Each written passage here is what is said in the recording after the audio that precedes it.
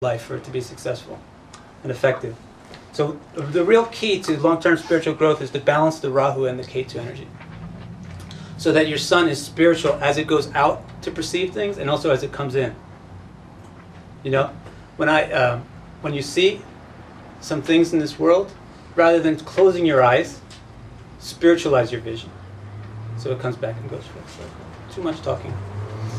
Any questions so far? Yes, Damien. Well, I have a question about I forgot about it. You forgot your question? I think it was cute anyway that you asked. Thank you. Oh yeah, when the sun is here Yeah, and the earth is here, it goes around. right. And when the sun is over here, Yeah. the light is over here. And See, I'm in Maya. I can't tell him to stop because I think he's so cute. This side yeah. is the day, Yeah. and this side is the night. Night. So when Great. the sun, Can I stop you there? no. Because no, what you said is going to help me go to the next planet. You have a question? Yeah. Spit it out. Say it. Okay. And also when the sun is over here, Yeah. the daytime is over here, and the nighttime is over here. I taught him this about the seasons, so now he's teaching all you about the seasons. Okay, but I want to do one thing that he brought up. So the sun, right? It's your soul. Your soul is the thing which is giving light and awareness to everything in your life. But there is one place which is dark in the solar system. How can it be? If the sun is shining light everywhere, how can there be any darkness from things that have turned away from the sun? So the other side of the earth is in nighttime, like we are now. How can any light get here? Anybody guess? By the moon.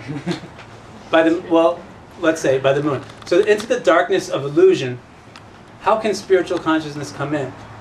How can any consciousness come in?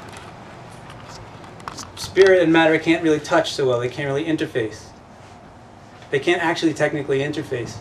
So the sun bounces its light off the moon to come into the nighttime of illusion. So what the moon is your subjective awareness. The moon is your mind. And when the moon shines light into the darkness of illusion, it sees different kinds of things. It sees different shapes. And some of those shapes, the moon thinks, ooh, that's nice. And some of the shapes, the moon thinks, that's gross. The moon is the basis of duality. As you can see, the moon doesn't stay the same, does it? Sometimes it's just this big, sometimes it goes away, sometimes it comes back, it's always changing. It's oscillating between two poles. It's oscillating between being full and being new. Because the moon symbolizes duality. What is duality? Duality is the basis of our emotions. Basically speaking, we become entangled in Maya because of our inability to sort out duality. We become entangled in illusions because we're not able to say, oh yeah, I'm just experiencing duality right now. Duality is, I think it's true. So duality is, I like this thing and I hate that thing. And just on that simple assumption, that's basically how we evaluate things in this world, whether we like it or don't like it. And based on that, all of the full range of human emotions arises from that basic distinction. How much we like or dislike something. And so therefore the moon in astrology is the symbol of our emotions. And is also, there's too many things to talk about. But, so now we'll try to speed up. So the sun is your soul, your conscious soul, and it shines its light off the mind of the moon so that you can perceive illusions. And when you perceive illusions, you become attached to them. Either attached or averse. Either thing is sticky. This is another good lesson to learn. To be too averse or too hateful towards something is also sticky. You'll become stuck to it. I had this experience so much. I became so disturbed by these people that were interacting with us that I couldn't get them off my mind. Just as much as I would become infatuated with somebody just by hating somebody so much that they completely took control of my mind for the past 2 days. Only this wonderful kirtan actually gave me a break. It was like an aspirin. It got rid of the headache of that hateful attachment. So The moon causes attachment and aversion, and therefore emotions. Now, when you get attached and or stuck to Maya, when you get stuck to your illusion, what happens next? How does the soul come down further? The soul wants to bridge. Now the soul is thinking, this world is interesting. There's some things here that I like. There's some things I want to avoid, but there's some things I like. How can I bridge into it? How can I bridge my spiritual awareness into this whole matrix world of other experiences that are in darkness? And so it sort of elongates itself. Do you guys know the astronomical progression of planets? Sun, what comes after? What's out from the sun next? What's the first planet? Mercury, then what? Venus. Mars. Earth first, then Mars, then Jupiter, then Saturn. Stop there. Beep.